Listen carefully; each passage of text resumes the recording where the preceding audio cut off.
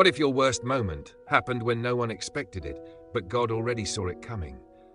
What if the promise you made with confidence slowly unraveled under pressure, one choice at a time? And what if failure didn't come all at once, but quietly in small steps you didn't even notice? The night had not ended. While Jesus stood inside, facing accusations, mockery, and violence, another story was unfolding outside. Not in a courtroom, not under bright torches, but in the shadows. In a courtyard, Peter had followed at a distance. Not too close, not too far, just enough to stay connected without being seen. That distance says a lot. Because sometimes when fear begins to rise, we don't walk away immediately. We just step back, create space, tell ourselves it's temporary, safe, reasonable. But distance changes things. It weakens clarity. It softens conviction. It makes compromise easier. Peter entered the courtyard of the high priest. He sat down with the guards, warming himself by the fire. It's a simple image. A man sitting among strangers, trying to blend in, trying not to stand out, trying not to be noticed. But something about him didn't quite fit. A servant girl saw him, not a soldier, not a leader, just a servant. She looked closely. "You also were with that Nazarene, Jesus," she said. The first moment, the first question. And suddenly, everything became real. Peter felt it. The risk, the exposure, the possibility of being identified. And without thinking too long, he denied it. "I don't know or understand what you're talking about," he said. Quick, direct, defensive. He moved away, out into the entryway, creating more distance. And then the rooster crowed. A small sound, easy to ignore, easy to dismiss. But it marked something, the beginning, the first step in a direction he never thought he would go. The servant girl saw him again. This time, she spoke to those standing around. "This fellow is one of them." The pressure increased. It wasn't just a private moment anymore. Now others were listening, watching, judging. And again, Peter denied it. A second time.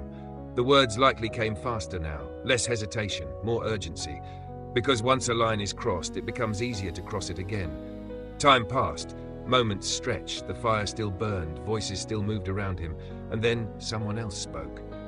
"Surely you are one of them, for you are a Galilean." Now it wasn't just suspicion. It was confidence, recognition. There was no easy way out, no quiet escape. The pressure was at its peak. And this time, Peter went further. He began to call down curses. He swore to them.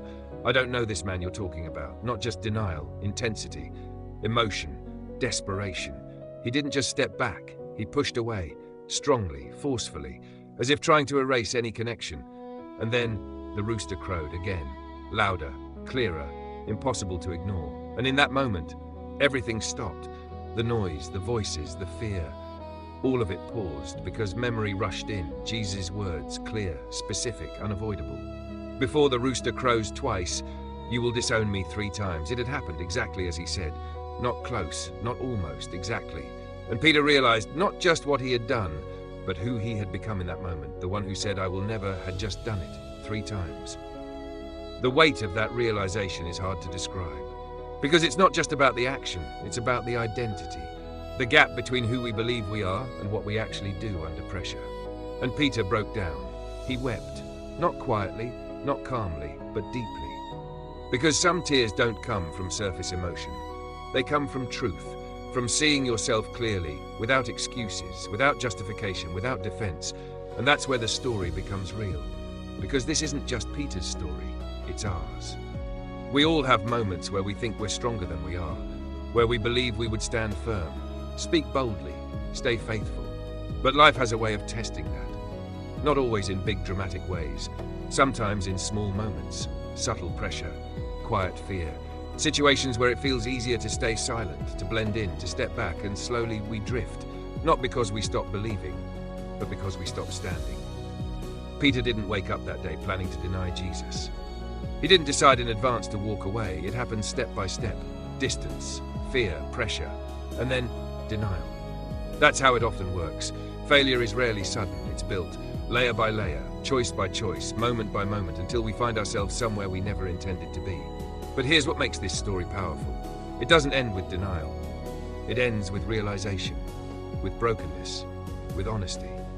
And that matters because recognizing failure is the first step toward restoration.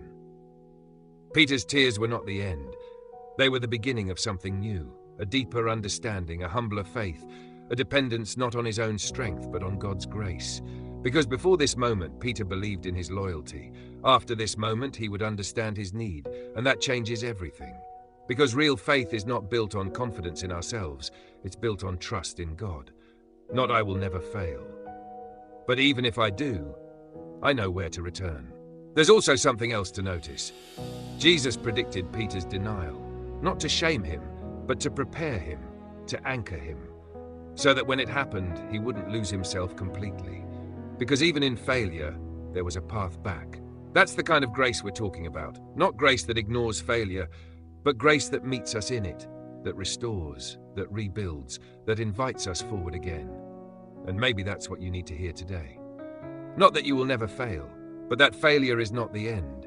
That your worst moment does not define your whole story.